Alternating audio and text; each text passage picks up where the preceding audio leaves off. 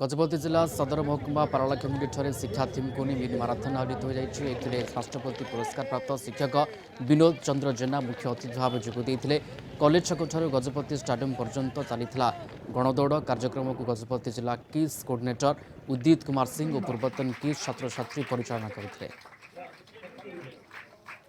30 गोटी जिलार कोण अनुकोणरू आदिवासी जो माने हरिजन जो माने गरीब दलित अधारू पाठ छाड़ी दौरान से अर्थनैतिक कारण जो से पाठ पढ़ा विमुख प्रदान प्रकाश करुँच से महाशय आउर विभिन्न माध्यम सचेतनता जोगाई से सबु अंचल आदिवासी पिला आणुंट।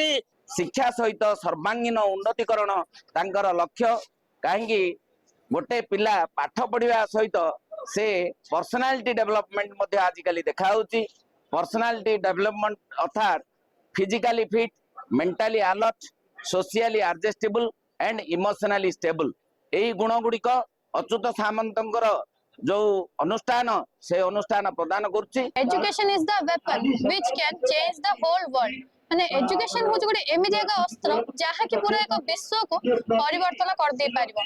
एहार अग्रणी दायित्व है आम छात्र छात्री मानकर आमे जदि पाठ पढ़िबा शिक्षित होबा ताहेले तो आमे देशर परिवर्तन करि पारिबा।